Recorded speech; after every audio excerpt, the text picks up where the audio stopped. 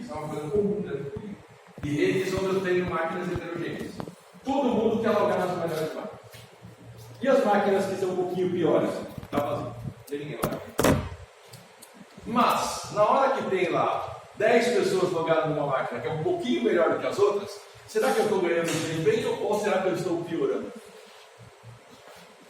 Será que se eu estivesse sozinho logado numa máquina menos parruda, porém, eu estou sozinho naquela máquina, eu não vou ter um desempenho melhor do que se eu estivesse logado numa máquina maior, mas tem 10 pessoas logadas por cima?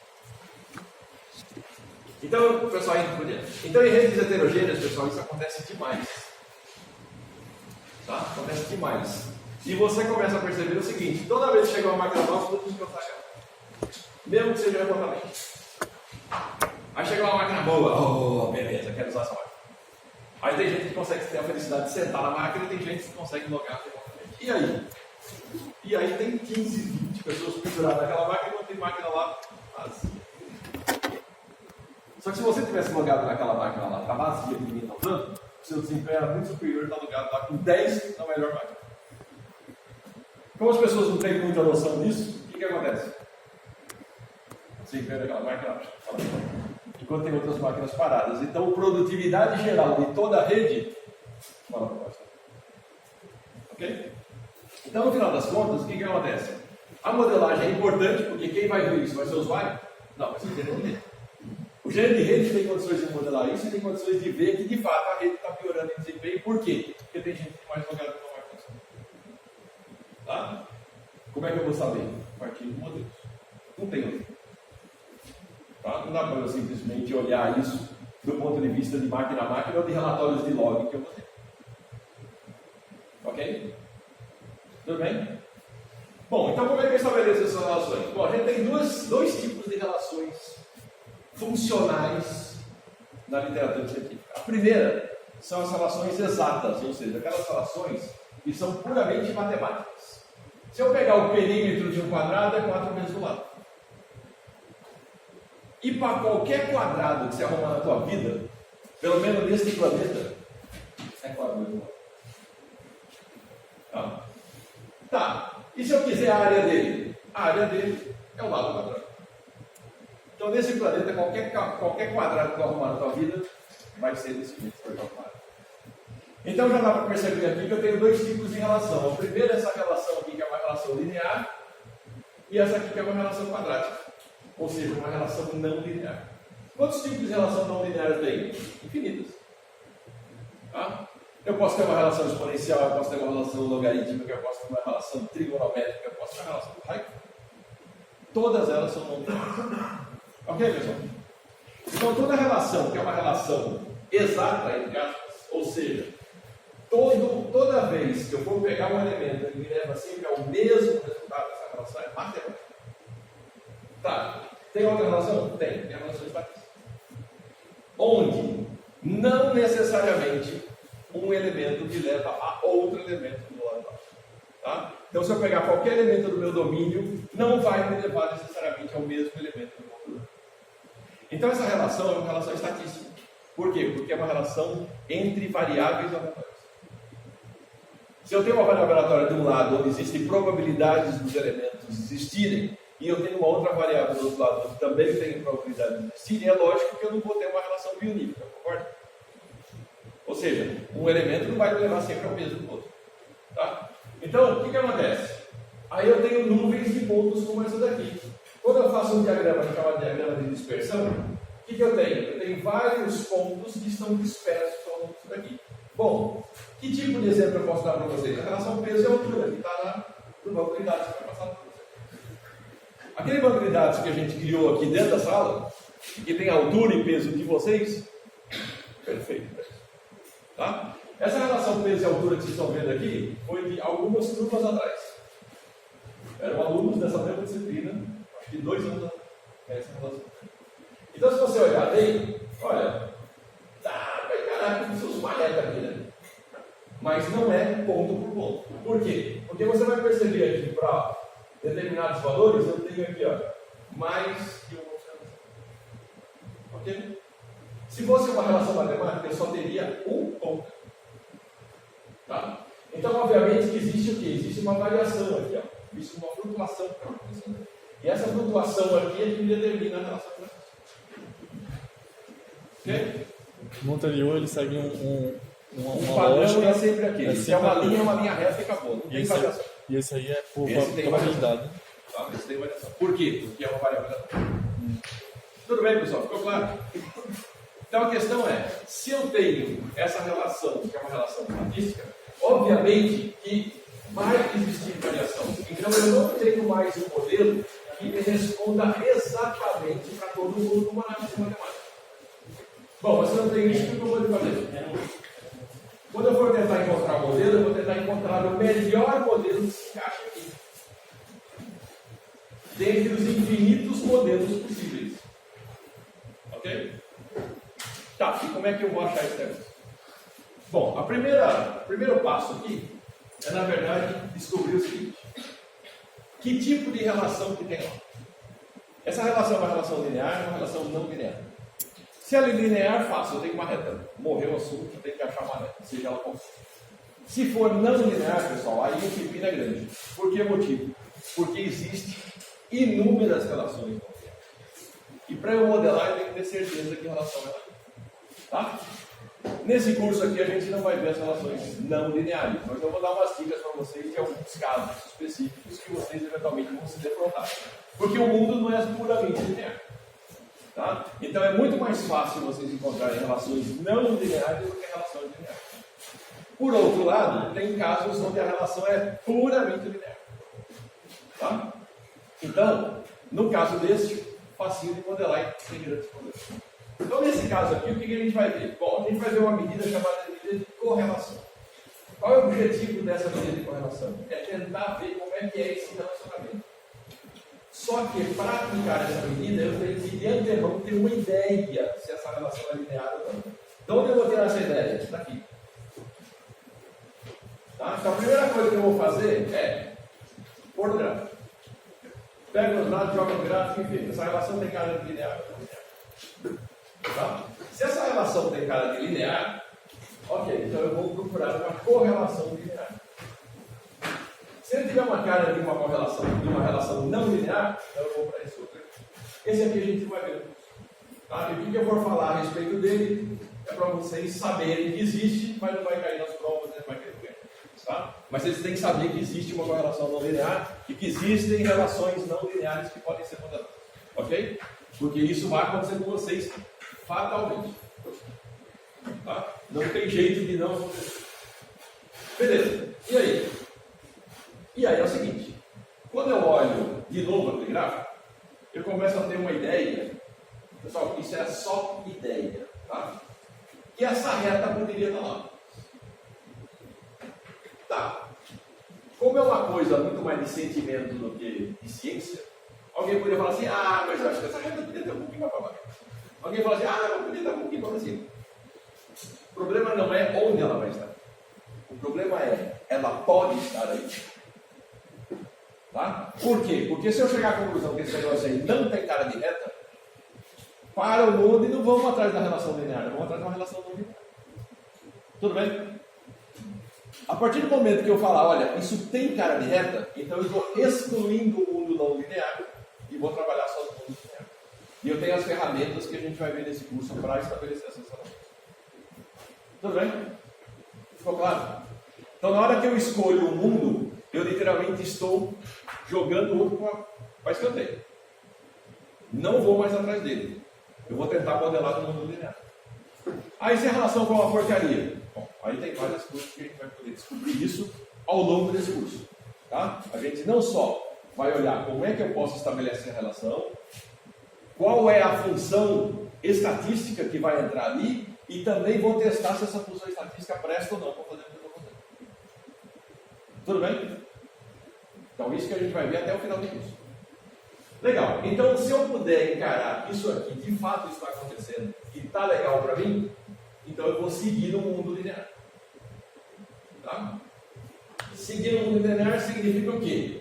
Significa que eu estou desprezando o mundo não linear. Tá, e como é que é a cara de um mundo não linear? Por exemplo, isso daí que vocês estão vendo. Se vocês olharem esse negócio aqui, ó, imaginar que podia ter uma relação dessa aqui, não podia? Se eu puder imaginar que tem uma curva de qualquer grau aí, essa relação não deve ter. Ok? Ah, e se eu tivesse só esse pedaço aqui, será que eu não podia pensar numa reta aqui? Podia. Está entendendo? Como você não conhece a relação, pessoal, tudo é possível. Tá? Só que você tem que modelar primeiro e descobrir depois. Ok? Tá joia. Então, nesse mundo aqui, o que acontece? Se eu tiver uma situação como essa aqui, onde meio que está na cara que essa coisa não tem nada de linear, já pode cair fora da relação linear. Não adianta perder tempo. Tá? Muito bem, mas voltando à relação linear aqui, o que acontece? Bom, eu tenho inúmeros tipos de gráficos de dispersão e cada um deles me leva a uma ideia diferente. Tá? Então, nesse caso aqui e nesse, está muito claro, né? Tem cara de uma reta aqui, tem uma cara de reta aqui. Bom, tá, nesses daqui já não estão tão claros assim. Por quê? Porque eu tenho alta dispersão. Estão vendo aqui? Ou seja, as coisas têm uma tendência. Como é que eu olho isso aqui? Eu olho isso aqui é o seguinte: x cresce, y também cresce. Se isso acontecer, significa o seguinte: olha, os maiores valores de x aqui estão correspondendo aos maiores valores de y. Se isso acontece meio que para todo mundo, então eu posso dizer, olha, pode ter uma reta aqui no meio, apesar de ter uma grande dispersão. Por isso que chama diagrama de dispersão. Tá? Ou seja lá qual for a reta que tiver aqui no meio do caminho, tem muitos dados que não vão se adequar perfeitamente a essa reta. Tanto faz aqui quanto aqui. Ok? Bom, mas aí tem alguns casos desse tipo aqui, olha. Se eu pensar numa caixa aqui, não funciona bem. Eu tenho valores altos de x que correspondem a valores altos de y, mas também tem valores altos de x que correspondem a valores baixos de y. Então isso aqui não tem cara de ter uma tendência muito definida. À medida que eu estou avançando em x, tanto aqui quanto aqui, parece que a coisa está meio embolada. Aqui eu poderia colocar uma caixa, e aqui parece que é uma função quadrática invertida. Ó. Okay?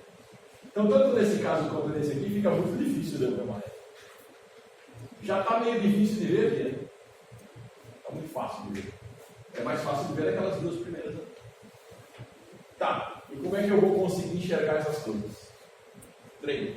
No caso, se a gente tivesse um gráfico tipo esse do primeiro, a gente vai estudar o linear, né? Que dá, a gente vai olhar isso aí e vai verificar que dá para fazer uma linha.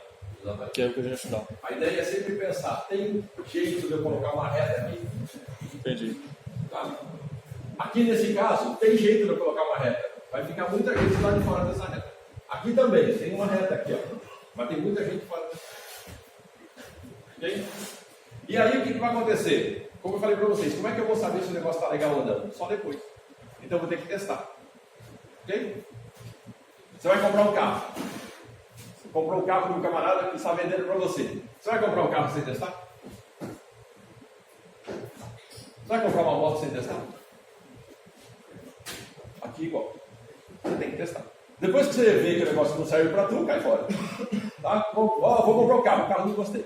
Não compro. Vou botar a moto. Não gostei dela. Não compro. Ok? Então aqui é a mesma coisa. Primeiro eu vou ter que testar. Depois que eu testar, eu vou ver. Olha, serve para mim ou não serve para mim. Se servir para mim, eu continuo. Se não servir para mim, eu vou cair fora. Beleza? Dúvida aqui, pessoal? Então, como é que eu vou entender melhor isso? Bom, nos casos onde eu cair aqui, tranquilo. Quando eu cair aqui, pode ser que eu tenha dúvidas. Faz. Na verdade, você vai ter que fazer todos. Tá? Para descobrir que o negócio não está legal. Ok? Aí a pergunta é, como é que eu descubro que não está legal? Vamos lá. A questão é a seguinte, pessoal. Para ter sentido esse coeficiente de correlação linear, ou seja, uma medida que seja capaz de retratar para mim aquilo que o gráfico está dizendo, ela tem que ter algumas propriedades. Tá? Então, a primeira propriedade é a seguinte, olha, imagina que eu estou pegando lá o exemplo da sala da gente. Altura e peso. Altura, metro. Peso, quilo. Se eu tiver uma relação que me leve em consideração as dimensões, o que vai acontecer?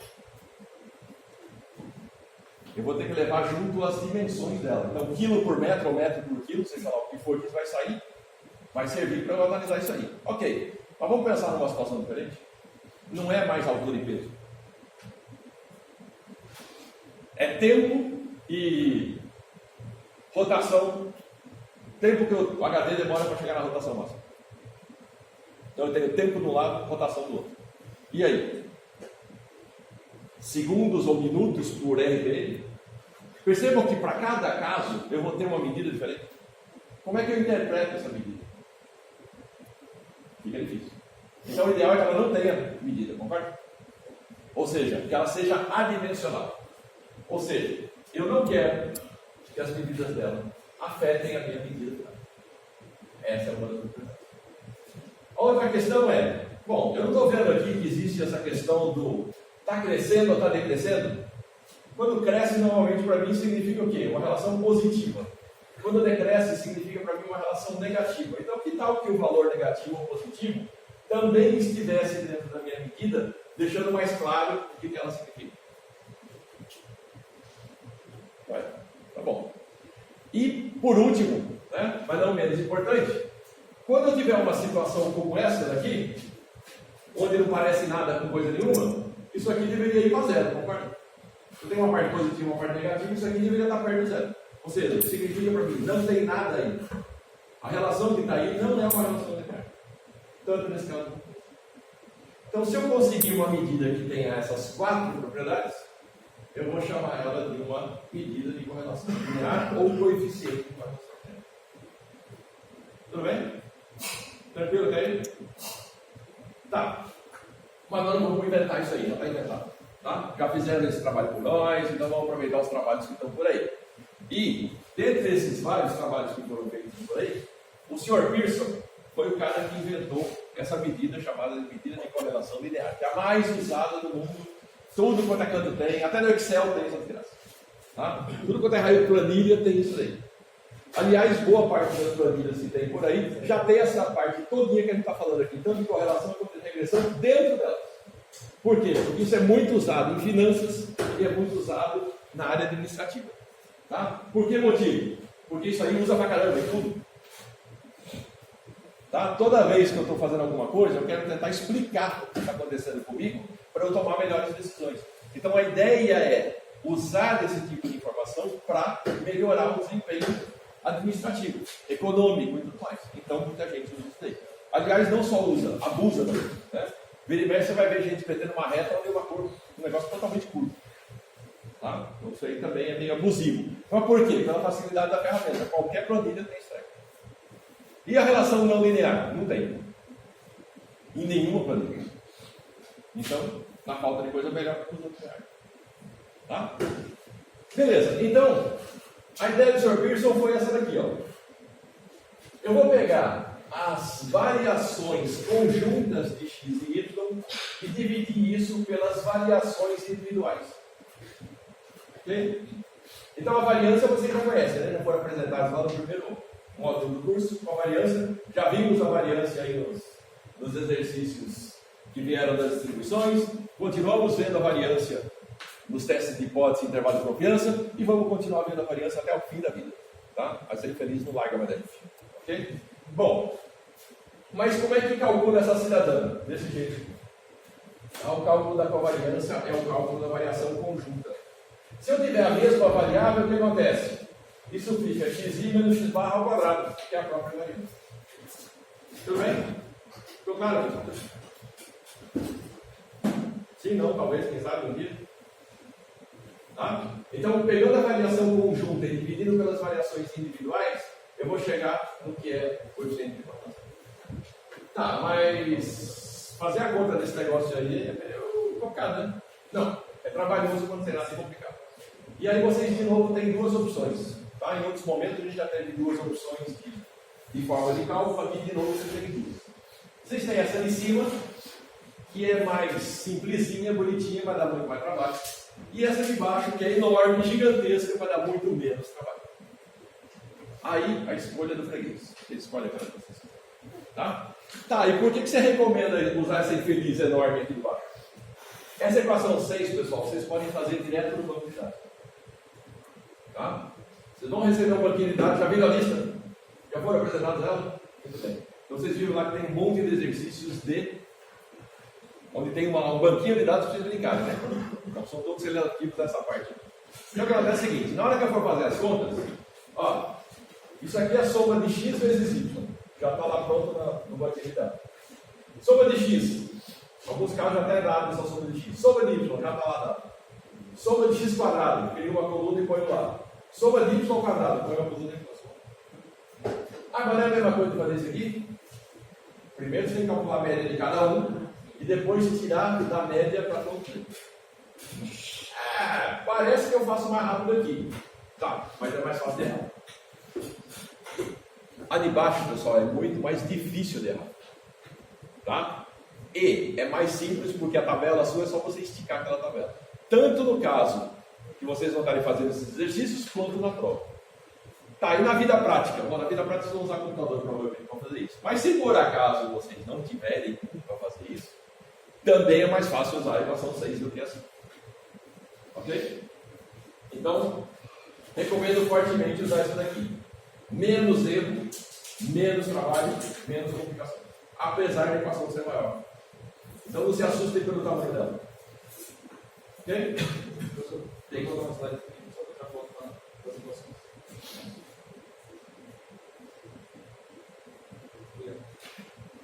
Tudo bem, pessoal?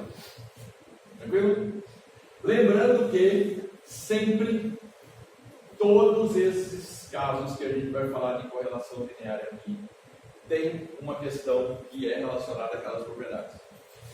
Todos eles vão estar no intervalo fechado, menos 1 a mais 1. Ok? Então, tanto faz se usar a equação de cima quanto a de baixo, elas são exatamente equivalentes.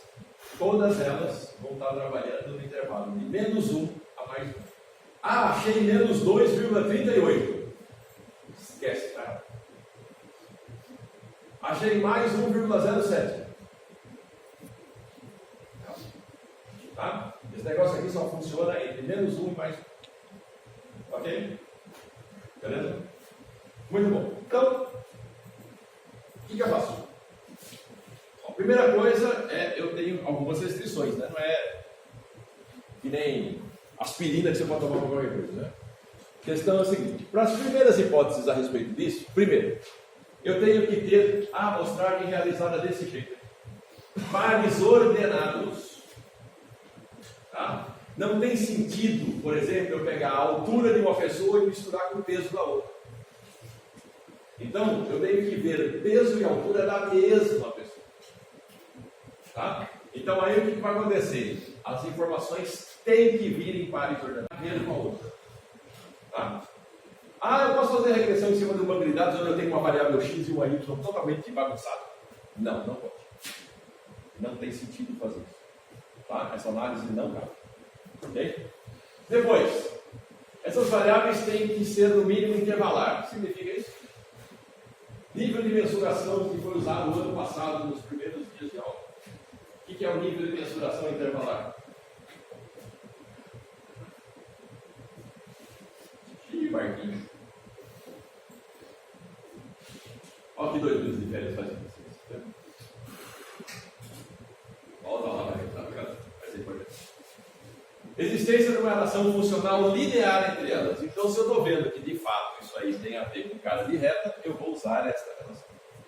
Ah, e se eu não tiver cara de reta? Nem perca seu tempo de usar isso aí. Você mesmo já está vendo que o negócio não é linear, então você vai usar isso aí para aqui, para perder tempo. Está entendendo? Então, vi lá, cabe uma reta ali? Joia, relação linear é meu mundo, eu vou ler. Não é o meu caso, cai fora. Não use mais nada daí, porque não adianta, você não está modelando mais nada. Entendeu? Você está perdendo tempo. Okay? Então, com isso, o que acontece? Resolvido parte do problema. Mas, aí tem uma outra questão importante. Qual é a distribuição dessas variáveis? Bom, a primeira questão aí é o seguinte. Primeiro, eu deveria ter que essas variáveis deveriam seguir uma distribuição normal. Tá? Como é que eu resolvo isso? Bom, eu vejo como é que é a cara desse negócio e aí vejo que ele tem uma carinha lá de distribuição simétrica, em forma de sino e tudo mais. Beleza.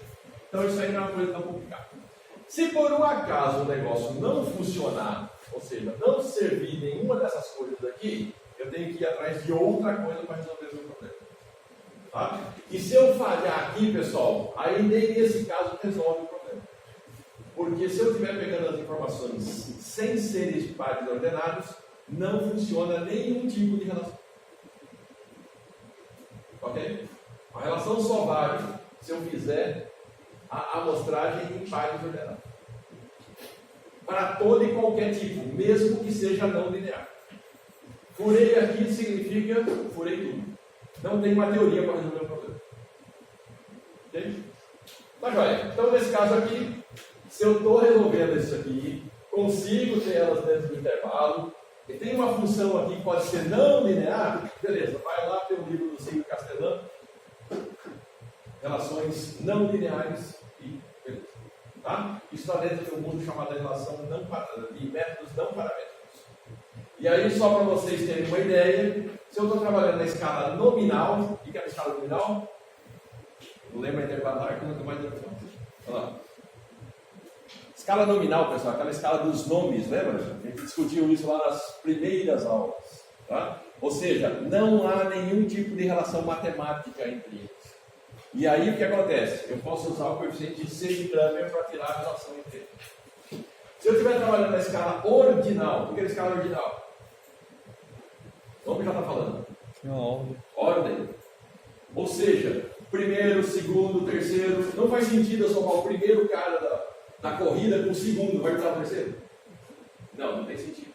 Tá? Então, relações matemáticas de ordem, eu posso apenas dizer quem está na frente do que quem. Mas não tem sentido nenhuma operação matemática. Tá? Então, no caso que eu tiver apenas ordem, Spearman ou Ken não resolve o problema. Tá? Isso aqui é mais por curiosidade. Okay? Muito bem. Então, vamos lá. Como é que a gente vai resolver o problema? Não adianta eu simplesmente calcular. Quando eu calculo e resolvo o meu problema de uma forma, eu chego lá e digo assim, olha, a correlação aí é 0,89. O que significa? Dispersão, né? 0,38. Não adianta eu ter só o número, eu tenho que ter uma interpretação para esse número. Lembra que vocês estão na estatística. Na estatística tudo precisa ser interpretado.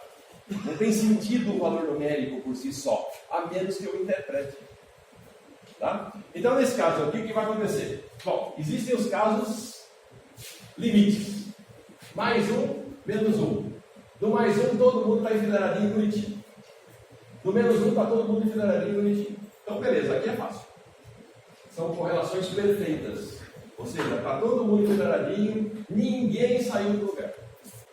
Mas na medida em que as coisas começam a sair do lugar, é meio natural que a gente começa a perceber que é o seguinte, olha, aqui tem uma relação forte, mas eu não posso dizer que está todo mundo perfeito, posso? Aqui também. Então eu vou chamar isso aqui de correlação forte, positivo ou negativo. Quando a dispersão for muito grande, o que vai acontecer? Essa correlação vai ter cara de ser mais fraca, né? Tem variação demais aí. Variação demais deve me levar a quê? A valores menores ou mais próximos de zero. Então aqui eu tenho um valor mais 1, aqui eu tenho um valor perto da metade, 0,6, e aqui eu tenho um cara que está mais perto de zero. Aqui embaixo o que acontece? Eu tenho um lado negativo. Abaixo de zero. Abaixo de zero. Perto de zero ou abaixo de zero. Aqui, está abaixo de zero lá para a banda do menos 0,6, 0,7. E aqui está no menos 0,6. Ok? Tá. Mas isso depende de novo do quê? De uma subjetividade. Eu posso olhar isso aqui e falar assim, isso aqui não está tão ruim assim. Eu posso olhar isso aqui e falar assim, está bom pra caramba. Então, para evitar qualquer tipo de encrenca, o que a gente faz? Isso aí são as ausências de correlação, ou uma correlação quadrática. Existe uma forma de interpretar isso. Tem um errinho aí, eu só vou explicar para vocês. Tá? Que é o seguinte, eu criei faixas. Na verdade, não fui eu que criei, tem vários autores que criam. O que acontece é, isso é uma unanimidade na literatura científica? Não é. Vocês vão encontrar livros onde vão dar para vocês formas mais resumidas. Tá, e por que você escolheu essa aí? Porque essa aqui é mais detalhada. Na hora que você está fazendo uma análise, você quer uma informação mais detalhada. A informação mais detalhada vem desse tipo de interpretação. Aquele cara que fala assim, entre 0 e 0,5 é fraco. É meio demais. Tá? Então, nesse caso aqui, o que acontece? Correlação perfeita 1 é perfeita menos 1. A perfeita menos 1, beleza. A correlação que é 0, não tem correlação. Não tem relação linear. Mas vai, agora vamos ver os meios do caminho aqui. Se eu tiver entre 0,6 e 1, correlação forte positiva. Se eu tiver entre 0,3 e 0,6, moderado. E aqui está o erro, galera. Aqui é 0 e 0,3 positivo, tá?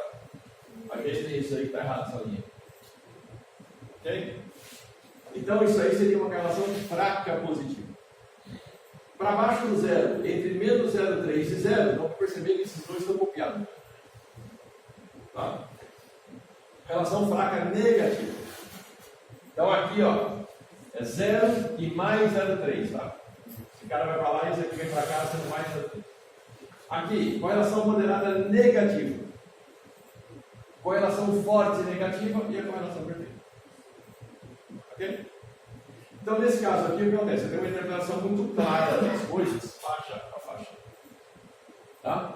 Tá, e para que me interessa isso? Isso me interessa muito. Porque se isso aqui realmente se verifica e eu tenho uma relação forte ou uma relação perfeita, eu posso tirar essa relação. Seja ela positiva ou negativa. Se a relação for fraca, o que significa? Se a relação for fraca, pessoal, pode ser que eu estou pegando um pedaço onde parece uma reta, mas uma relação não linear. Tá? E esse é um problema. Por quê? Porque eu só tenho informação daquilo que eu observei, não do resto do mundo. Ok? Então, já é muito difícil eu modelar aquilo que eu tenho. Imagina eu modelar aquilo que eu não tenho. Tá? E essa relação pode ser positiva ou negativa e linear dentro de um espacinho pequeno, mas fora dele ser completamente. Tudo bem? Beleza. Então, embora. Vamos pensar num exemplo. Eu tenho um exemplo bem simples, só 5 observações. Um grupo de 5 empresas que produzem software em sua pessoa, totalmente fictício, tá? Não tem nada disso. Valores de receita e despesa. Tá? Lembra que eu falei para vocês que uma das grandes aplicações disso é que a parte administrativa de uma empresa. E aqui nesse caso eu estou vendo exatamente o seguinte, a saúde dela. Né? A empresa está legal ou não está legal? Então eu estou vendo o seguinte, olha, eu montei uma empresa, eu estou lá, né, inovando, virando empresário, depois de eu sair da universidade, estou ficando dando a mão ali e quero ganhar grana. Montei uma empresa de software. Joia. Então tá aí. Nos 5 primeiros meses ou anos, né, eu estou vendo a receita e a despesa e estou vendo o seguinte, esse negócio vai para frente e eu vou parar com isso aí. Tá, então estou vendo o seguinte, olha, primeiro ano, minha despesa foi 30, minha receita foi 40, beleza, lucro. Segundo ano, 35 de despesa, 50. Está vendo que a empresa está crescendo, né? Beleza? Empresa crescendo, aumentando o lucro, depois está meio assim, oscilando, mas aí tem. Tá joia. Agora a questão é a seguinte, será que isso aí tem cara de um crescimento linear? Significa que a minha empresa vai continuar crescendo? Ou será que a minha empresa está indo para buraco? Pelos números aí já está dando para ver que a empresa está crescendo. Mas como é que ela está crescendo? Será que ela está crescendo bem ou está crescendo mais ou menos? Então vamos ver. Tá? Então a primeira coisa é, vamos fazer o diagrama de dispersão, enxergar como é que as coisas estão. Se a relação está linear, vamos ver com a relação linear. Diga. Só empresa de diferenciação é o cada. E no enunciado tem grupo de 5 empresas produtores. Aí são diferentes. Eu estou pensando no caso se eu tivesse uma empresa apenas, serve a mesma coisa. A questão é a seguinte, se eu puder usar para um grupo de empresas, ok, mas eu estou pensando no caso onde você é o dono da empresa, você quer ver se a empresa é sua. Tá? Existem outras maneiras, por exemplo, eu posso olhar isso para os meus concorrentes. Ou seja, eu estou crescendo tanto quanto os meus concorrentes, então eu tenho lá, de um lado, a informação da minha empresa, eu estou vendo do lado dos meus concorrentes. Porque essas informações, pessoal, são públicas. Você consegue ver. Entendeu? Então aí o que acontece? Se você está vendo que o crescimento dessas empresas está sendo maior do que o seu, ou você está fazendo alguma besteira, ou os caras descobriram uma mina de ouro que você não conhece. Tá? Então, esses são os pontos importantes na hora que você amanhã, né, fazer, eu quero inovar, quero abrir a minha própria empresa. Importantíssimo.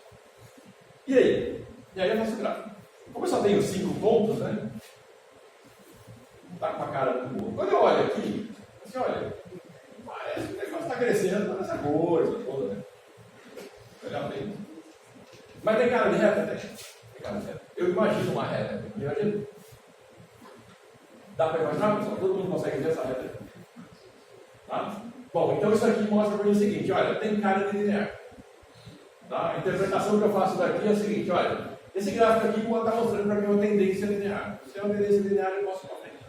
Se já aqui eu não visse essa tendência linear, pessoal, eu parava aqui mesmo. Não vá para frente. Permanece. Ok? Se, por exemplo, tivesse assim, bem linear, aí tivesse 2 picos assim, bem nada a ver, aí a gente poderia considerar que seria linear ainda. Onde esses picos? Por exemplo, assim, um embaixo, outro lá em cima, Mas em que lugar? e a maioria tudo reto. Se eu tiver com esses caras aqui nas pontas, isso é um mau sinal. Se eles estiverem aqui no meio, não é tão mau sinal. Tá, entendi. Tá? Por quê? Porque significa o seguinte, houve uma flutuação na minha brincadeira, mas não deixou de ser linear. Agora, se eles estiverem na ponta, eu posso pensar que isso aqui, na verdade, é uma curva que cresce, ou é uma curva que decresce. Tô entendendo. Mas se for um caso de tipo ser só um ou 2 pontos, a gente poderia, na prática, desconsiderar esses 2 pontos. Se você não tem informação ou uma explicação clara para eles, Do porquê. Entendi. Agora, você fala assim, olha, foi um ano de crise, todo mundo foi mal, tá? Então eu sei que esse ano não valeu. Tá, beleza. Tá. Você pode tirar. Mas é bom ter uma explicação para retirar desse ponto. Tá? Não é que você não pode tirar, pode. Mas tem que ter uma explicação muito clara para o que está acontecendo. Do porquê tá tirando, né? Beleza. Então, fazendo as contas, tá, pessoal? Então, aí, ó, eu tenho o banco de dados. Meu banco de dados já me está dando o total aqui, tá vendo? Então, já está com uma conta feita aí, 2 contas feitas, né? Soma de x, soma de y. O que eu faço aqui? Soma de x quadrado, soma de y quadrado, soma de xy. 3 colunas, matou o meu problema. E aí, eu tenho o resultado direto. Tá? O meu coeficiente de correlação está dando 0,9737. Muito alto, está lá pertinho do 1. Tá? Então significa o quê? Por aquela tabelinha lá é uma correlação forte. Tá? Uma correlação forte está mostrando para a gente o seguinte, olha, ela é forte, positiva, então tem cara aí que a reta de fato seja o melhor modelo para colocar. Tudo bem? Ok. Então, resolvido o problema, o que eu faço? Vamos pensar num segundo exemplo mais chance aqui. Tá? Esse aqui é similar ao que eu mostrei para vocês no começo da aula. Não é similar não, na verdade é o mesmo. Tá? Isso aqui é da turma de 2016-2. Dessa mesma disciplina. Do jeitinho que eu mandei para vocês a planilha, eu também mando para todos os outros a planilha. Então aqui são os dados daquela turma. Se vocês quiserem pegar os dados da sua turma, dá para vocês fazerem exatamente o que a gente vai fazer aqui agora. Tá? Então olhando o gráfico dele, já é um pouquinho diferente. Né? Tá? Agora eu tenho mais informação, não são só 5 pontos. Essa turma tinha 23 matriculados. Então o que acontece aqui? Estou vendo que tem uma cara de reta passando por aqui. Concorda? Tá? Então olhando isso daí, tem cara de reta. A relação é peso-altura. Tá? Dada a altura, qual é o peso da pessoa? Lembrem-se que quando vocês passaram essa informação para mim, essa informação foi passada um por um, lembra? Pedia para vocês onde vocês moravam, qual bairro vocês moravam, pedia para vocês peso, altura, que ano vocês entraram na universidade, então lembrar disso? Faz muito tempo. Então o que acontece? Essa informação já foi coletada em pares. O peso e a altura é de cada um de vocês. Tá? E se não fosse, eu não posso fazer nada disso. Porque eu não posso misturar o peso de uma pessoa com a altura da outra. Não faz sentido nenhum fazer isso. Mas aqui não. Aqui, se vocês olharem bem, peso e altura, tá vendo? Estão sendo coletadas pessoa a pessoa. Então, exatamente do mesmo jeito que eu coletei aquela informação de vocês, tá aqui, sexo masculino, 1994, entrou no FPB em 2012, solteiro, trabalha, altura 1,86, peso 99. Altura e peso. Tá? Aí no Facebook, por aí vai. Ou seja, a informação já está coletada por pessoa. Isso aqui já é um par ordenado. Beleza? Se não for coletado assim, pessoal, não pode usar o perfil da fazenda. Tá? A ferramental serve para esse tipo de informação. Beleza. Então, aí feito isso, né, a gente pode seguir em frente, porque isso aí tem cara de R. Parece ter uma tendência linear ali nessa trabalhar com o peso. Ok. Então, fazendo o coeficiente de correlação de Pearson, eu chego ao valor de 0,5472. Opa, já não está mais tão bonitinho quanto antes. Antes era 97, perto de 1, beleza. Agora eu já estou numa correlação aí que já está moderada, já está um pouco assim. Né? Se a gente voltar lá para trás, ó, correlação entre 0,3 e 0,6 é uma correlação moderada, tá? Positiva, mas não moderada. Ok, então, como é que fica a história? Nesse caso aí, é razoável pensar que existe uma reta aí no meio, não? Bom, pessoal, aí eu tenho que olhar as duas coisas. Não adianta olhar só o número, eu tenho que olhar o gráfico também. Tá? O que está fazendo com que essa correlação seja mais baixa do que a outra? O alinhamento da informação. Está vendo que esse negócio aqui é mais disperso? Se você pensar aqui, tem um jeito de você pensar. Tem uma reta aqui no meio, mas tem jeito de você pensar que existe uma reta aqui em cima e uma reta aqui embaixo. Estão vendo? Que sanduícha esses dados. Dá para ver isso? Vocês conseguem enxergar uma coisa que seja um limite superior aqui e um limite inferior aqui? O que é uma reta? Tá? Isso significa o quê? Significa que o valor está sendo baixo por conta da variação que é muito grande. Ok? Mas não que ele não seja linear. Tá? Então essa análise é muito importante para você poder seguir. Porque se você ficar com desconfiança que esse negócio aqui deu baixo e a relação podia ser não linear, pare e pense duas vezes antes de seguir. Ok? Mas aqui está muito claro que é uma questão linear sim, mas a dispersão está fazendo com que o valor seja mais baixo. Tudo bem, pessoal? Ficou claro? Tá? Não é tudo na vida que vai dar valorzinho bonitinho, 0,97, 0,98. Tá? Nos casos específicos, né, na vida real, que é o caso aqui agora, dados reais, dados dos alunos que estiveram nessa disciplina, a gente já viu que a coisa não é assim tão bonitinha. Tá? Então, na hora que você vai para a prática, a conversa é outra. Você não vai achar valor 0,1, mais 1, menos 1. E também não vai achar todo dia um 0,95. O mais fácil é você encontrar coisas desse tipo. Ok? Beleza. Então, sugestão forte. Tem um monte de exercícios na lista para vocês fazerem.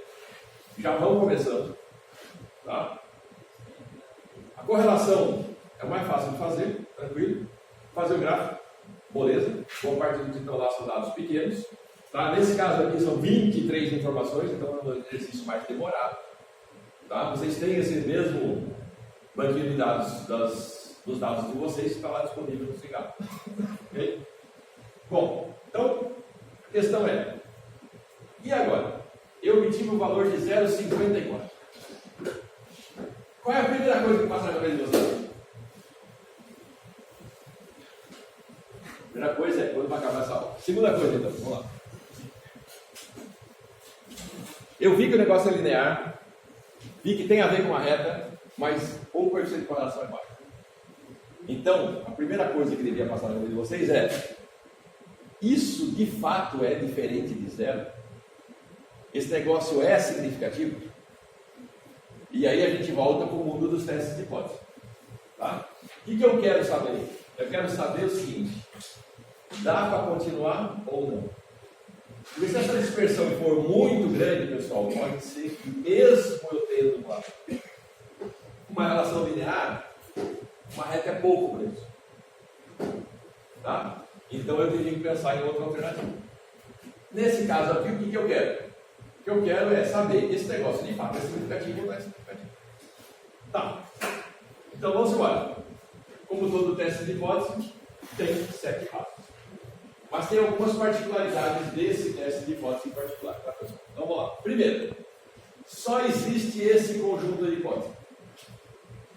Os outros tinham 3 possíveis conjuntos de hipóteses e eu escolhi entre eles. Aqui não tem essa história. Aqui o teste de hipótese é esse e acabou. Fim. Então facilita as coisas. Ou não tem correlação ou não tem correlação. Bom, a correlação ser positiva ou negativa não me importa. Eu quero saber se ela existe. Tá? E como eu estou olhando isso do ponto de vista de uma correlação linear, eu quero saber se essa correlação existe ou não existe e seja linear. Joia. Segundo passo, nível de significância. Mesma ladainha de sempre, tá? Distribuição de probabilidade. Agora eu vou usar a T. Ah, então tem aquela história do N maior que 30? Não. Isso não é média, pessoal. Lembra daquela história que a gente comentou? Aquele resultado do N maior que 30 só vale para a média. Isso aqui é correlação, não tem nada a ver com média. Então você vai usar a tabela T mesmo que o N seja 150. Tá? Não tem aquela história de maior do que 30, não. Aqui não tem. Beleza. A tabela T que você vai consultar é T de N menos 2. Por que menos 2? A outra era menos 1. Porque agora eu tenho duas variáveis. Antes eu só tinha uma variável. Agora eu tenho duas variáveis. Então N menos 2. E o alfa sobre 2, que a gente já sabe. A estatística de teste é essa coisa linda aqui, ó. Facinho de calcular. Fez a conta da outra, a outra é facinho de dar. Tá? Toma a decisão do quê? Como é um teste bilateral, eu não quero que ele esteja muito para a esquerda nem muito para a direita, concorda? Se estiver além do limite tabelado, eu vou rejeitar a gasolina. Tá? Tanto no positivo quanto no negativo. E, conclusão, 8, 9 vezes que eu falei isso, essa vai ter muito fácil. Sempre usando o nível de significância e sempre relacionando ao contexto do seu trabalho, tá? Seja lá uma questão da prova, ou seja lá o seu mundo real, a resposta é dada sobre o contexto. Não adianta você chegar lá para o cara e falar, correto, ó, coeficiente de correlação de 0,38. Fala, e aí?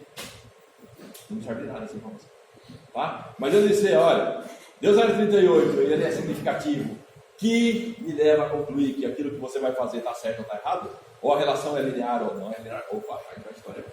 Eu dei para ele uma conclusão sobre o problema. Tudo bem? Então, nesse caso aqui, todo teste de hipótese vai ser essa mesma ladainha, tá, pessoal? 7 passos, muda basicamente o quê?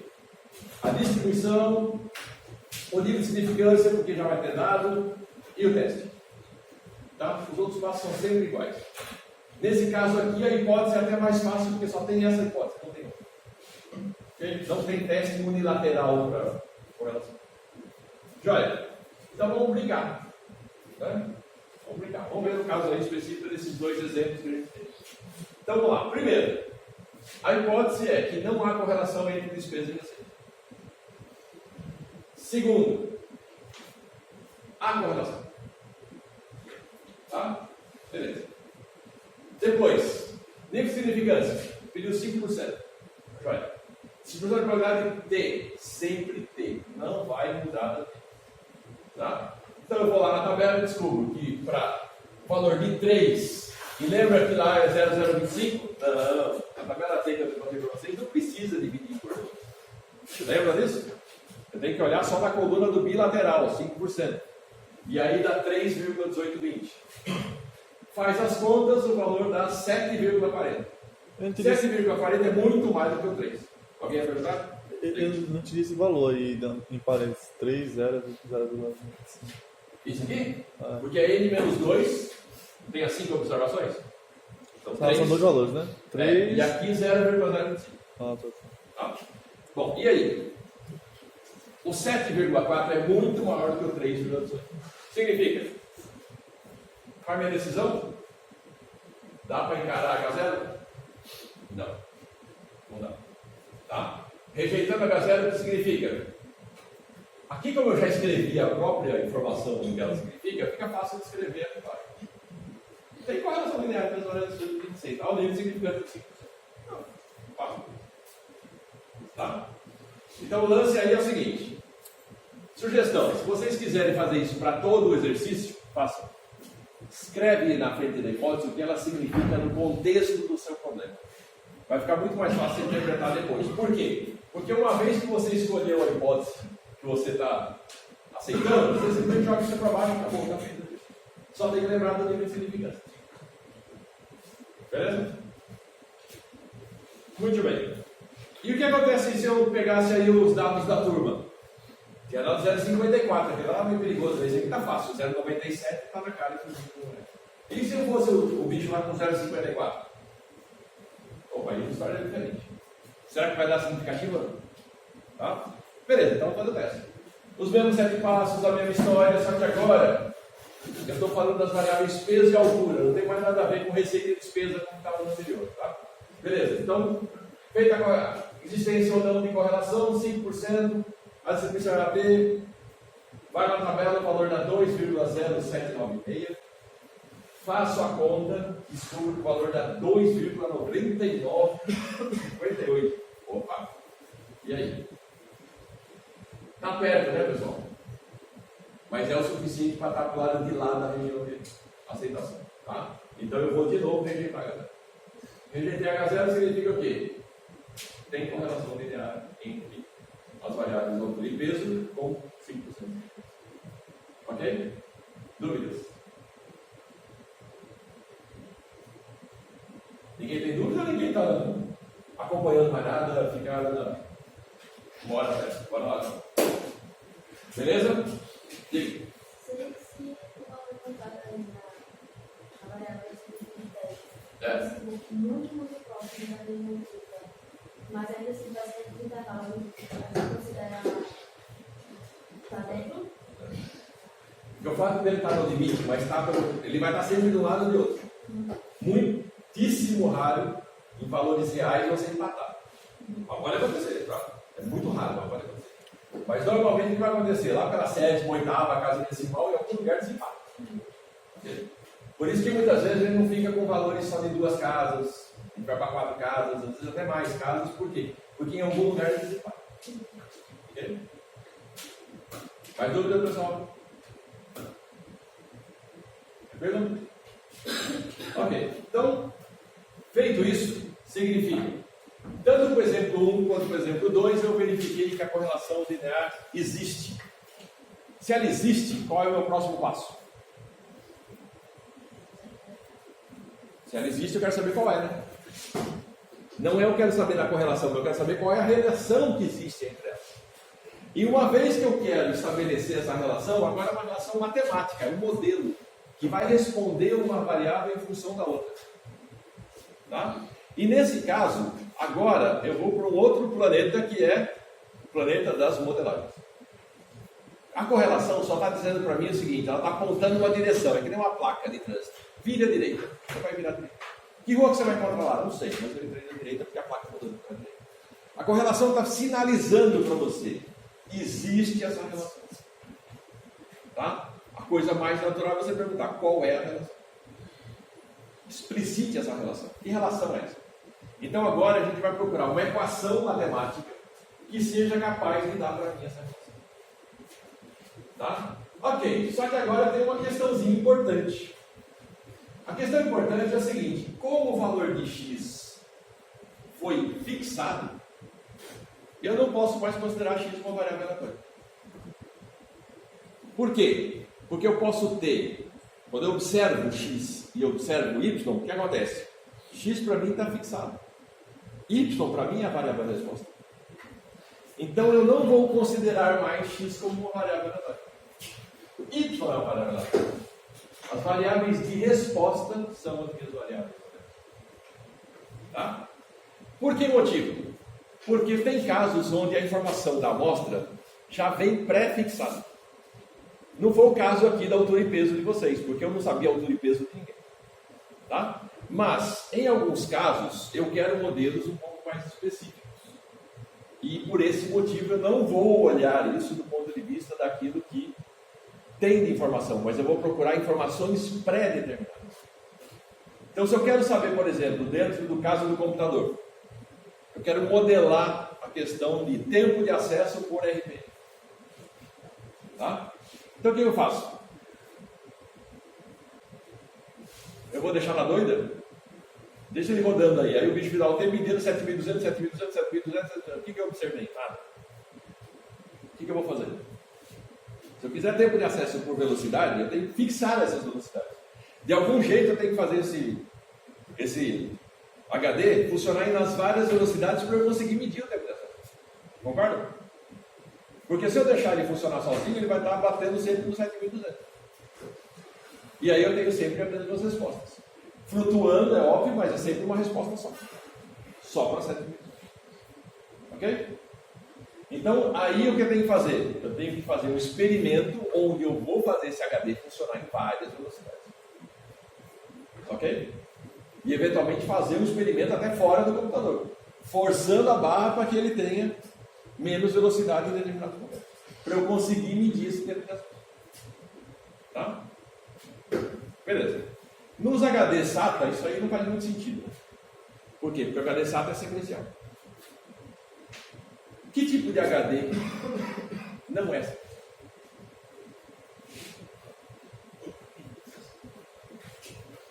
E aí, galera? Diga para mim um HD que não é sequencial. SSD?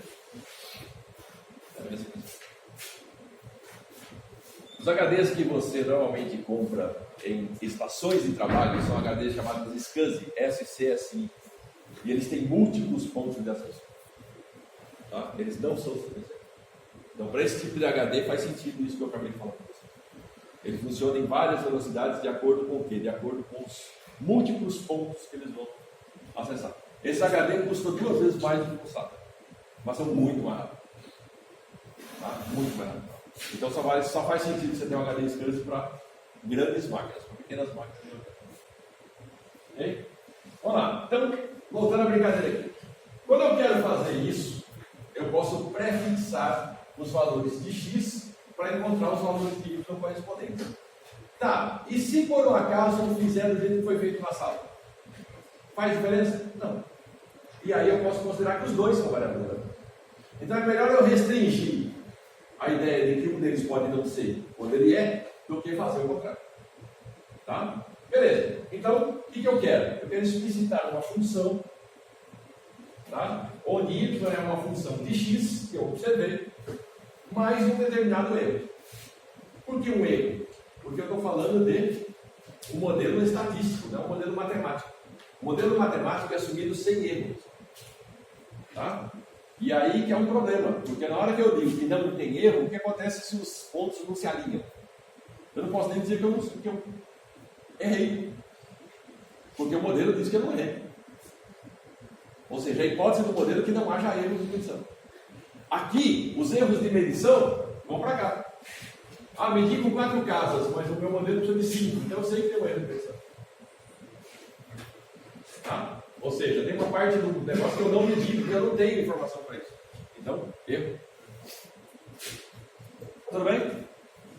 Ó, eu não tinha balança de precisão, beleza? Eu não tinha um altímetro de precisão, beleza? Não tem problema. Medi com uma fita métrica lá de costureira. Tá? Ou seja, aqui nesse modelo eu tenho como garantir que parte da brincadeira que eu não consigo modelar com a solução vai por ele. E já está dentro da teoria, então eu estou safo. Tranquilo? Tá joia?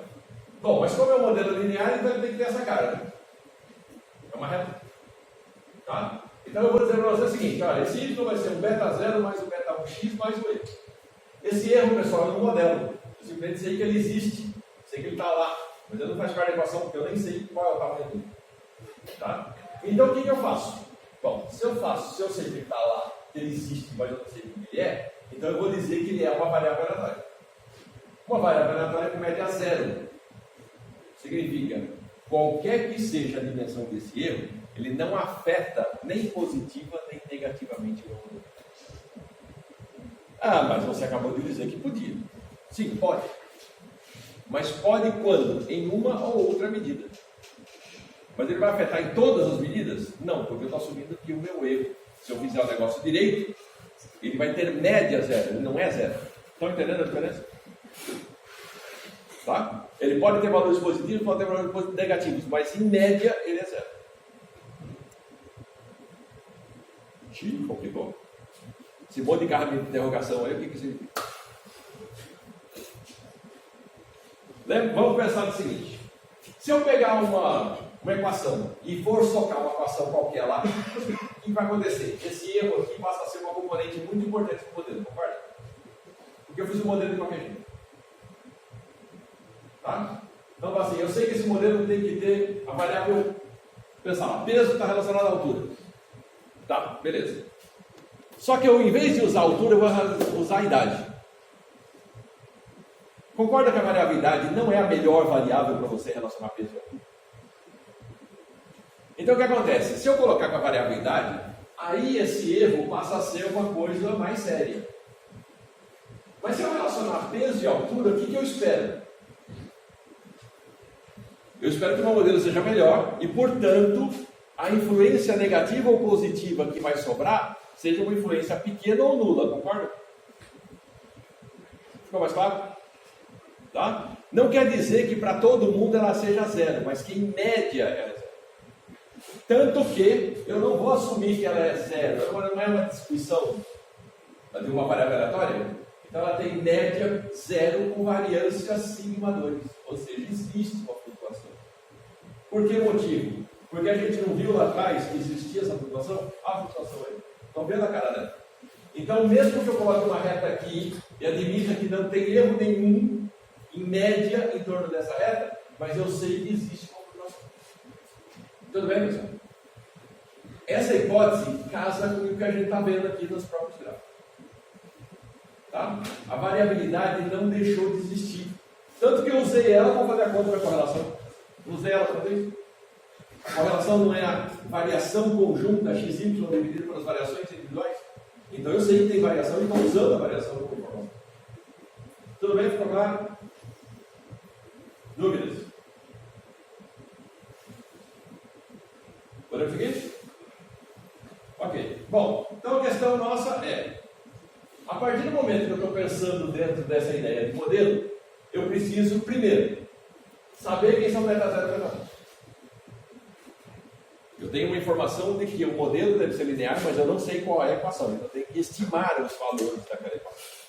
E estimar os valores daquela equação significa o seguinte: do mesmo jeito que eu estimava a média, a proporção, eu também posso estimar esse cara aí. Então eu vou ter que ter uma equaçãozinha específica para ele. Tá? Beleza. Então como é que eu vou tentar fazer esse negócio funcionar? Bom, primeiro, se eu estou admitindo que esse camarada aqui é um cara que tem média 0 e variância sigma 2, o que significa com x? Significa que ele também tem a média 0 e variância sigma 2? Não, porque eu não estou considerando ele variável aleatória. Então quem é variável aleatória aí? Já que esse cara não é? É o y. Ok? Então, se existe uma variável aleatória aqui, tem que ter uma resposta do outro lado onde seja uma variável aleatória. Y é uma variável aleatória. Com a média da resposta que é dada para y, com a variância que vai ser a sigma 2 do erro do outro lado. Ficou claro? A variância não desaparece, pessoal. Ela está lá, ela continua lá. Tá? O que significa, então, em termos dos meus dados? Vamos botar com o gráfico para ficar mais fácil de enxergar isso. Significa que o y está me dando a resposta que é a resposta média que está aqui, concorda? Mas existe uma variação em torno desse y. E essa variação não pode ser desprezada, eu não posso jogar no trabalho da frente. Beleza? Então a minha reta aqui é um y médio. Ficou claro? Beleza? Vocês entenderam isso? Entenderam o resto da aula? Ele está pegando a média e criando uma equação na reta. Porque eu vou fazer o quê? Eu vou fazer que esse y passe no meio da média. Tá? A variação continua existindo. Eu não vou jogar ela fora. Ela está lá. Mas se ele passar no meio da média, significa que eu vou colocar essa reta no melhor lugar possível. E é isso que eu quero. Tá?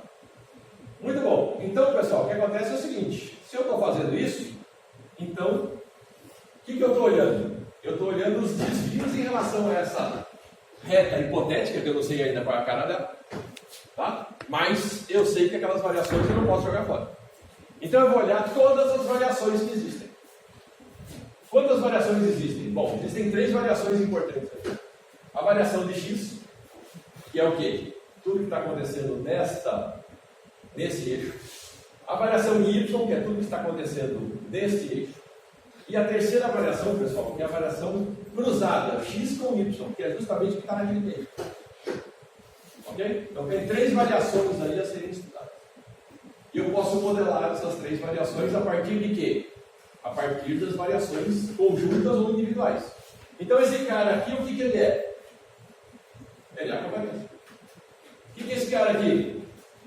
variância de x e variância de y. Concorda? É por acaso que eles estão lá no coeficiente de Pearson? Não, eu preciso levar em consideração as três para conseguir montar o modelo. Estão entendendo? Se eu não tiver as três variações, como é que eu vou colocar y no centro dessas variações? Não tem como. Ficou claro? Aqui a gente está falando de pura algebreira, tá, pessoal? Pura algebreira. Dá para provar tudo que eu estou mostrando para vocês aqui. Tá? Olha como é o jeito que eu estou para frente. Ok, então, o que eu quero? Agora eu quero resolver um problema.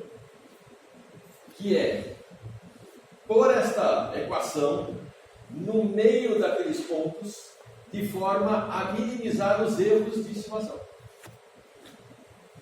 Tá? Significa o seguinte, seja lá qual for essa reta que está aqui, ó, essa reta em relação àquilo que eu observei tem que ser a menor possível. Ficou claro? Está claro para vocês isso? Esse cara aqui é o y que eu observei. Esse aqui é o y que a reta vai me dar. Que eu não sei qual é ainda. Mas seja lá quem for esse cara, eu quero que seja o menor erro possível. Ok? Então, onde serve esse Ezinho aí? Da minha equação lá na frente. Eu estou minimizando esse cara. Por que eu estou minimizando esse cara? Eu estou dizendo que ele tem erro zero? Média zero, variância igual a 2? Então, o que acontece? Eu estou modelando ele. Fazendo o quê? Jogando esse cara para o lado. Modelando o erro, dizendo que esse y menos beta 0 mais beta 1x, eu estou chegando nessa função aqui.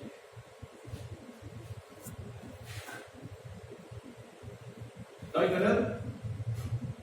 Joia. E aí, pessoal, um processo de minimização que tem umas 5 páginas aí para você chegar no resultado final. E tem uma outra alternativa. Você também pode fazer isso numericamente. Tá?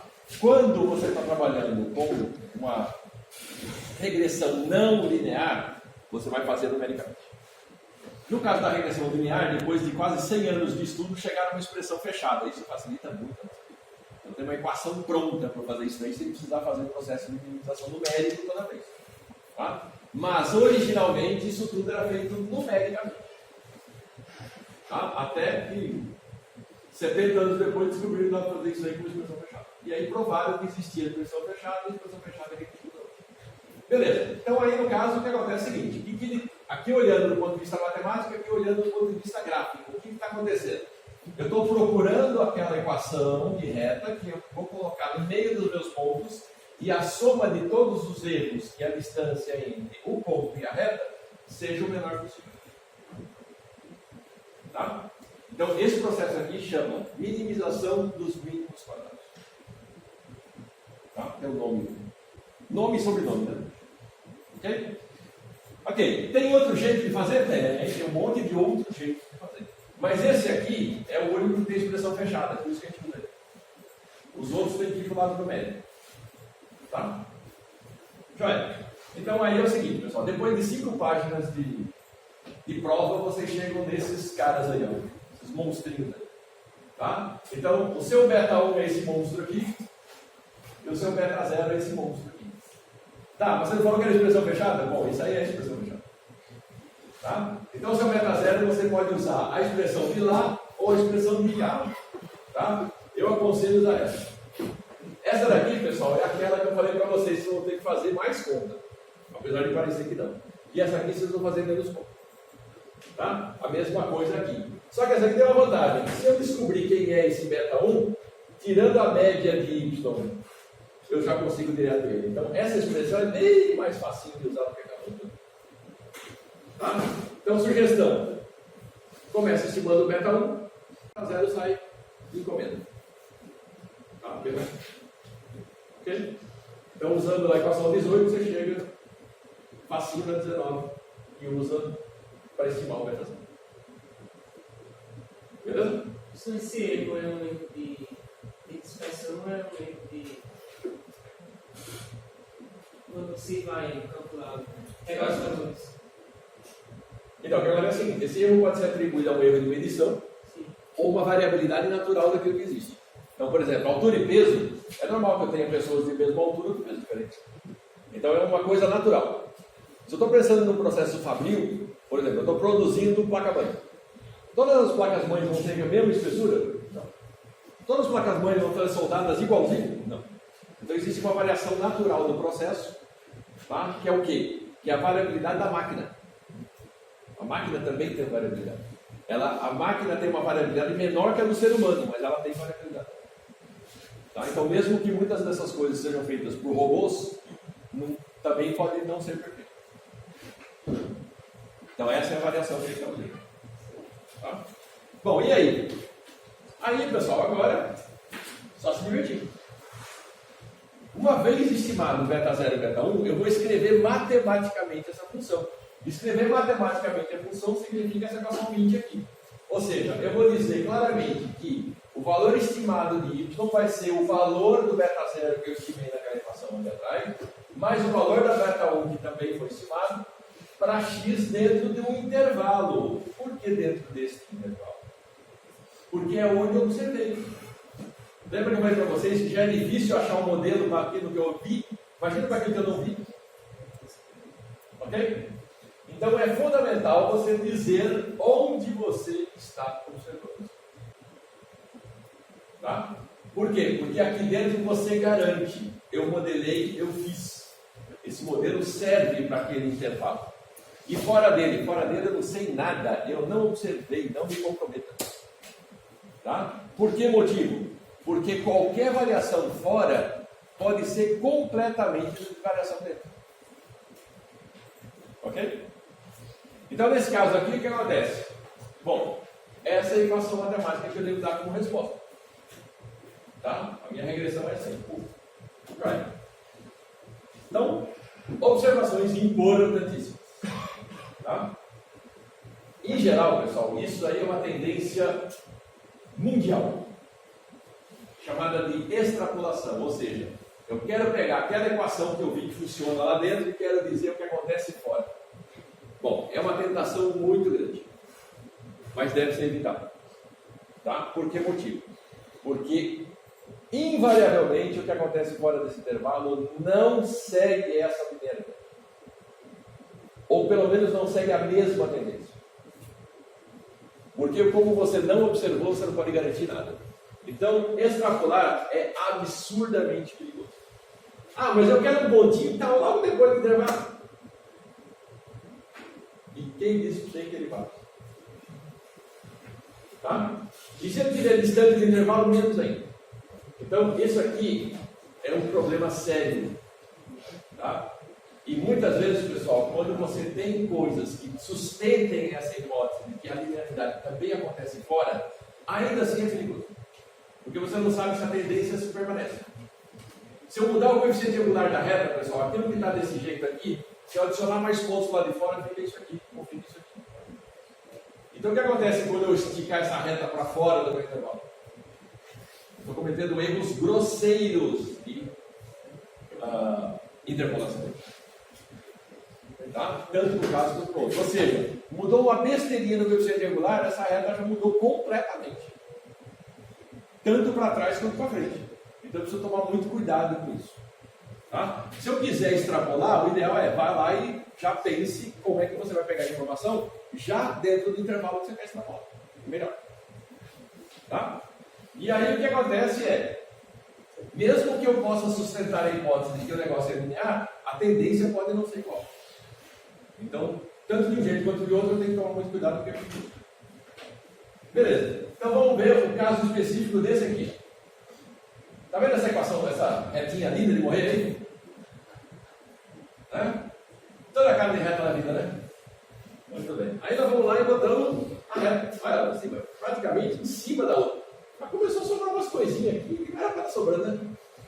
Está sobrando uns caras aqui, também não era para estar sobrando. Por que não está sobrando? Conta disso. Essa é a curva. Então o fato de eu ter olhado ela entre o ponto 1 e o ponto 2, onde esse negócio tem cara de reta, e ter falado que ela serve muito bem para interpolar esses dois pontos, isso aí é uma curva Terceiro grau. Então, quanto mais eu vim para cá e quanto mais eu subi para lá, eu estou entendendo cada vez mais vocês, mesmo na vizinhança dele. Tá? Ok. E aí o que acontece? Se eu medir a correlação linear, vai dar muito boa. Eu vou fazer a equação da reta, vai dar muito boa. Mas o negócio está totalmente diferente da que eu queria ser. Onde vai estar a pista para mostrar para mim que eu estou fazendo uma grande besteira?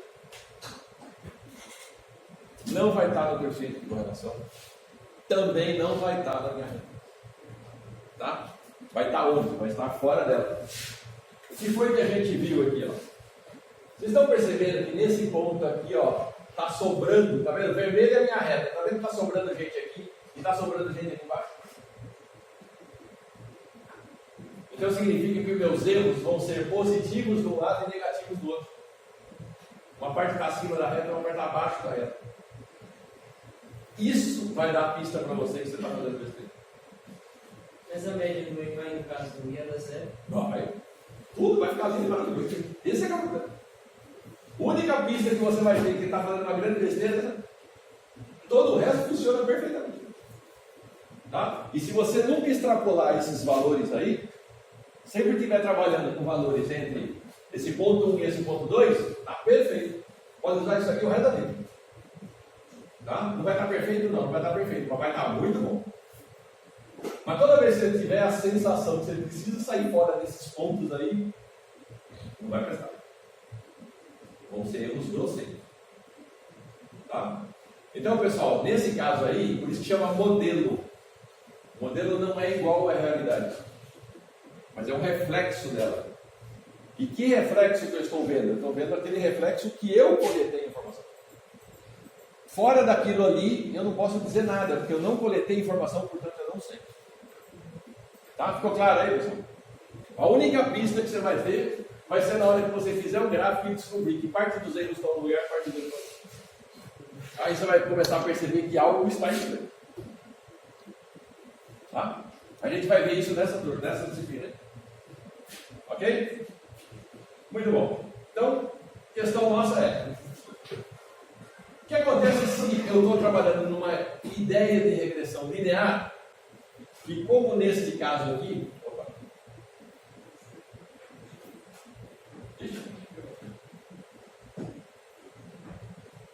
como nesse caso aqui, na verdade não é linear, mas eu tenho uma pista do que seja. Mesmo que eu saiba que isso aqui não é uma equação de terceiro grau, tá? Mas eu tenho uma pista forte que alguma coisa errada está acontecendo aqui, portanto, esse negócio não podia ser uma reta. Tá, então a questão é a seguinte: eu posso transformar se eu tiver alguma pista do que esteja do lado. Tá? Então eu posso transformar, a partir de uma informação de função inversa, o que não é linear para algo que seja linear. Então nesse caso aqui, ó, eu tenho uma reta que é beta 0 mais beta 1 x ao quadrado. Tá. O que acontece se eu quiser fazer uma reta dela? Tira a raiz quadrada de x. Chamo esse cara como x' e modelo desse jeito. Isso vai dar uma reta? Vai. Se eu tiver uma equação desse tipo, ó, é potência de x, não é mais x linear, mas beta 1 agora está elevado a x, não é multiplicativo de x. O que acontece? Logaritmo. Derrubo o x aqui, ele passa a ser para mim uma variável agora de multiplicação. Só que eu tenho que lembrar que agora todo mundo aqui é um LN, né?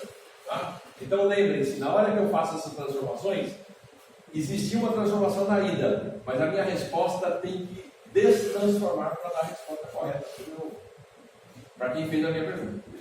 Tá? E da mesma maneira, várias outras formas. Tem N. Se vocês pegarem um livro de modelagem não linear, vocês vão encontrar páginas e páginas de transformações. Só coloquei algumas aqui. Tá? Mas o problema todo continua. Eu tenho que saber que esse negócio é desse jeito, ou que é desse jeito, ou que é desse jeito, ou que é desse jeito, para encontrar a transformação adequada, senão eu vou fazer besteira. Ok? Então aí que está o problema do mundo não linear. Tá? O mundo não linear é muito mais complicado do que o linear.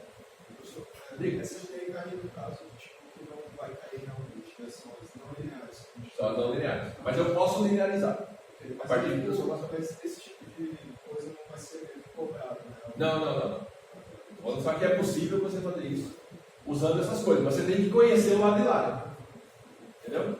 Então, se você não tiver nenhuma informação que diga que transformação é a melhor de ser aplicada, vai ser na tentativa e erro. Então, você transforma, coeficiente de correlação, modela, descobre que está ruim. Volta, transforma e assim vai. Tá? Ou seja, um processo bem mais complicado. Tá joia? Então, vários outros exemplos aqui que podem ser usados, né? Continuando aqueles lá. Mas, lembrem-se, se vocês não tiverem outra ferramenta a não ser essa, tá? O caminho é esse. Vai ter que destransformar e transformar para ver o que acontece. Tá joia?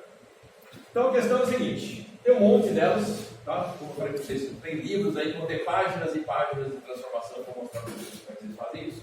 Mas aí esse aqui é um mundo não linear. Joia. Posso transformar isso e usar o mundo linear para resolver o problema? Posso. Só tenho que lembrar que uma vez que eu transformei, a minha resposta não é aquela. Eu tenho que destransformar para dar a resposta correta. Ok? Então, se eu usar uma regressão qualquer, tá? Por exemplo, essa. Eu estou fazendo esta equação aqui e vendo que eu posso linearizar desse jeito. Quando eu resolver o problema para esse camarada aqui, eu tenho que lembrar que, na verdade, a equação que eu tenho que dar a resposta é essa, não essa. Ok? Se eu der a resposta em cima disso aqui, é completamente inútil. Está totalmente furado. A minha resposta tem que ser dada em cima da equação original. Então eu tenho que destransformar para conseguir dar a resposta verdadeira. Beleza, pessoal? Muito bem. Então vamos ver um exemplo disso. De novo, estamos naquele exemplo lá da receita de despesa. Tá? E na receita de despesa a gente já viu lá que o coeficiente de correlação é 0,97. Opa, beleza? Então vamos fazer o que agora? Vamos estimar os valores, né, da equação e vamos apresentar essa equação. Tá vendo? Coeficiente de pega. Que beleza, pega. Então é o seguinte. Nesse caso aqui, feita todas aquelas contas, percebam que várias das contas que estão aqui, pessoal, são as mesmas contas que você já fez na correlação, então dá para aproveitar, beleza? Faz as contas e descobre que o valor dá 0,97 interessa. Opa, peraí, tem o mesmo valor que eu preciso de correlação. Então eu não preciso fazer a conta desse cara. Não, isso é uma mera coincidência. Tá? Porque beta zero é o coeficiente angular, não é o coeficiente de correlação. O coeficiente angular não necessariamente vai ser igual ao coeficiente de correlação. Tá?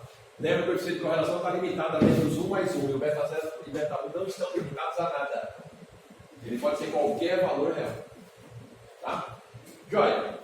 A partir desse beta 1 eu consigo obter o beta 0, que dá 13,15. Joia. E aí eu dou qual é a resposta a partir da equação. Então esse Y chapéu, o que significa Y chapéu? Y chapéu é porque não é o Y que está lá, né? O Y observado é o Y que está lá. Esse Y chapéu é o Y do meu modelo. Tá? Ele vai ser 13,1572 mais 0,9737 vezes x, para x entre 30 e 60 mil, né? Ali, se você quiser botar 30 e 60, tem que colocar que essa informação é em milhares, beleza? Senão você põe x pertence a 30 mil a 60 mil. Ok? Joia. Então agora eu dei para a pessoa que me perguntou a equação que de fato reflete a relação. Joia? Dúvida daí? Dramas? Ok. Então vamos ver um outro exemplo aí. O que acontece fazendo os dados da própria turma, que o coeficiente de correlação deu mais baixo? Né? Ok. Então fazendo as contas. Opa. Não fiz a conta. Então deixa vocês fazer. Dá para vocês se divertirem. Muito bem, galera. Então vamos lá. Síntese da aula de hoje. Primeiro, a correlação ela serve para ver qual é a relação que existe entre duas variáveis. Tá, se essa relação é linear e eu vejo isso a partir do gráfico, eu sigo no mundo linear. Se a correlação é não linear, ou seja, eu vi no gráfico que não tem cara de reta, eu tenho que ir para o mundo não linear. Nesse curso a gente não vai ver nada de não linear. Tá? Uma vez que eu consegui ir para o mundo linear e descobrir que essa relação existe, a minha pergunta natural é: que relação é essa? E aí eu vou para a regressão para estipular qual é a relação. Tá, Pela regressão eu consigo fazer o quê? Eu consigo chegar na minha equação. Tá? E uma vez criada a equação, é importante que eu diga onde eu vi esta relação. Essa relação está dentro do intervalo que eu observei. Dentro desse intervalo eu posso falar o que eu quiser. Fora desse intervalo eu não posso falar nada. Tá? Então esses são os pontos importantes da aula de hoje. Ok? Dúvidas? Tranquilo? Vai. Senhor Deus, seu aviso, por favor. Pessoal, bom dia, tudo bem? Depois de uma aula dessa, ninguém feliz, eu acho, né? Sacaneia, seu professor? Não, rapaz, rapaz, que é isso? Que isso, eu também. Eu me chamo Luiz, pessoal. Eu acompanho a história de vocês, o professor Rony, ele me convida espontaneamente, por livre espontânea pressão. Aí já acompanhei essa história com ele. Só lembrando do mestrado de decisão em saúde, deixando o nome e contato aqui, já pensando no motivo prévio. Por quê? Semana que vem vai ter uma aula com vocês. No caso, vai ser dia 16, né? Segunda-feira. E como vai ser essa aula? Vai ser mais para acessar a dúvida de vocês. Em relação basicamente a intervalo de confiança e teste hipótese. Eu confesso que regressão eu acabei de ver. Da minha cabeça está uma pauleira aqui. Regressão muito difícil, acabei de ver. Mas em relação a intervalo de confiança e teste hipótese, podem trazer questões, dúvidas, ameaças também, se possível. Mas, enfim, em relação a esses conteúdos que está na lista, alguém já começou a fazer ou não? Já, né? Perfeito. Então, tem essa aula segunda-feira e também tem uma coisa antes, que no caso é só atendimento aos alunos. Eu deixei aqui várias interrogações porque é vocês que vão marcar. Eu não sei se vocês tiverem disponível essa semana ou se até hoje, agora mesmo, não sei. Depende de vocês. Se caso ninguém consiga me dar a resposta imediata agora, podem salvar meu zap e ligar, dar um toque e avisar. Posso vir, eu só não posso vir, na verdade, terças, tarde e quinta, que é a aula do final, né? E o restante está livre. E sexta manhã de orientação. Mas segunda, quarta e sexta tarde, podem avisar na mão. Tá bom? Alguma dúvida? Basicamente isso mesmo. Aproveitem, galera. Não é todo dia que tem alguém fazendo isso lá de vocês. É? Não. Que bom! Obrigado, tá, gente? Valeu. Pessoal, olha lá, chamada. Presta atenção. Ale. Douglas. Presente. Cleiton. Geraldo. Eu. Everton. Francisco. Gabriel. Eu. Glauber. João Paulo. Gustavo.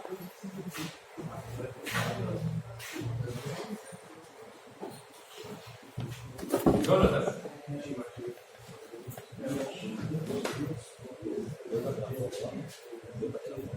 Júlio. Marcos. Não peguei. Pedro. Rebeca.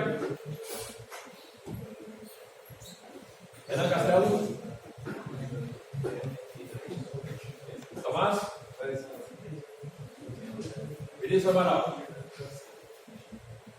Vinícius Medeiros. Ok. Beleza, pessoal. Então, próxima aula a gente dá continuidade nessa parte de regressão, tá? E